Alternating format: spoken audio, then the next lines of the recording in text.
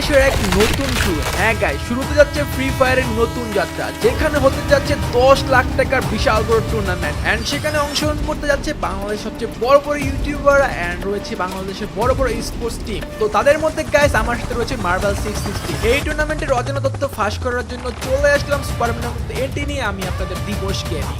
So guys, সর্বপ্রথম আমি এই জিনিসটা নিয়ে আলোচনা করব, সেটা হচ্ছে আপনারা কেন এই টুর্নামেন্টে অংশগ্রহণ করতে পারতেছেন না। গাইস, এটা মূলত 12 জন টপ ইউটিউবারদেরকে নিয়ে বানানো হয়েছে এন্ড সেখানে অংশগ্রহণ যদি নর্মাল প্লেয়ারদেরকে দেওয়া হতো তাহলে একটা জিনিস চিন্তা করেন, একটা টুর্নামেন্ট অর্গানাইজ করতে বা একটা টুর্নামেন্টে অ্যারেঞ্জ করতে গেলে কিন্তু সেখানে কিন্তু অনেকগুলো ব্যাপারে হ্যান্ডেল করতে হয়, যেমন ফর্ম ফিল আপ থেকে শুরু করে কোয়ালিফাই রাউন্ড। এখানে অনেকগুলো কোয়ালিফাই রাউন্ড হয়ে কিন্তু তারপর একটা টুর্নামেন্টের লাস্ট পর্যায়ে আসে, বা আমরা 24 তারিখে যে ফাইনালটা খেলবো ওই পর্যায়ে আসতে হলে কিন্তু এখানে অনেকগুলো প্রসেসিং হয়ে এখানে আসতো। তো এটার জন্য গাইনার বিশাল একটা সময় লাগতো। তাছাড়া গাইস, এটা কিন্তু একটা ঝামেলার ব্যাপার, এখানে অনেক ঝামেলার সম্মুখীন হওয়ার চান্স থাকে। তো যেহেতু ইউটিউবারদেরকে নিয়ে বানানো হচ্ছে, তারা কিন্তু কন্টেন্ট বানাচ্ছে এন্ড এটা হাইপ ক্রিয়েট করতেছে এন্ড সেখানে কিন্তু বাংলাদেশের যত ফ্রি ফায়ার প্লেয়ার আছে সবাই কিন্তু জানতে পারছে যে এখানে একটা বড় টুর্নামেন্ট হতে যাচ্ছে। এন্ড যেহেতু এই টুর্নামেন্টটা হতে যাচ্ছে, তার মানে ইন ফিউচার বাংলাদেশে অনেক বড় বড় টুর্নামেন্ট হবে, সেখানে আপনারা অংশগ্রহণ করতে পারবেন, অন্যান্য ইনফ্লুয়েন্সার যারা তারা অংশগ্রহণ করতে পারবেন। তো মূলত গাইস, এখানে আমাদের কোনোভাবেই হিংসা করা যাবে না, এখানে আমরা সবাই এক। আমরা যারা কন্টেন্ট ক্রিয়েটর আছি, আমাদের কাজ কিন্তু টোটালি যে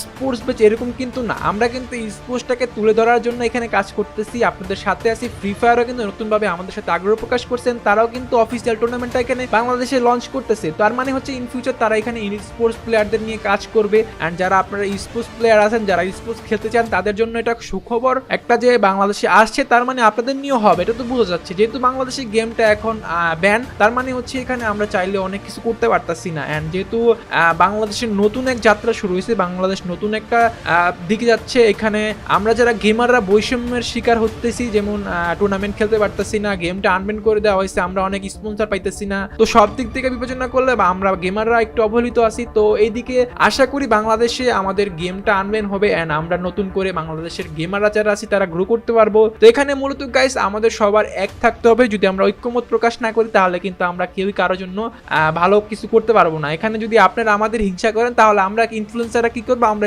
এই জিনিসগুলো থেকে বেরিয়ে আসবো। আর গাইস, আপনারা কিন্তু জানেন ইতিমধ্যে আমাদের যে টিম, আমাদের যে ইনফ্লুয়েন্সারদের টিম, সেখানে কিন্তু বাংলাদেশের সবচেয়ে বড় বড় যে স্পোর্টস টিমগুলো আছে সেইখান থেকে কিন্তু সবাই আমরা টিমগুলো নিয়েছি এন্ড সেখানে কিন্তু বড় বড় স্পোর্টস টিমরা আমাদের সাথে খেলবে।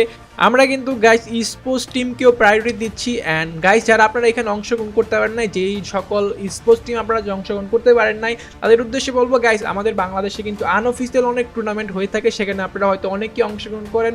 সেখান থেকে গাইস যাদের পারফরমেন্স সবচেয়ে বেশি ভালো ছিল, যাদের টিমগুলো অনেক বেশি স্ট্রং, তাদের সাথে কিন্তু বড় বড় ইনফ্লুয়েন্সাররা কোলাবোরেশন করেছেন। তো তারপরে যদি গাইস আপনারা বলেন যে আমার টিম স্ট্রং, তারপরে হচ্ছে আমি কোনো স্লট পাই নাই বা আমি সেখানে অংশগ্রহণ করতে পারি নাই, তাহলে হয়তো আপনার কানেক্টিভিটির দিক দিয়ে আপনি উইক ছিলেন, মানে আপনি যোগাযোগ করতে পারেন নাই কন্টেন্ট ক্রিয়েটরদের সাথে সেরকমভাবে।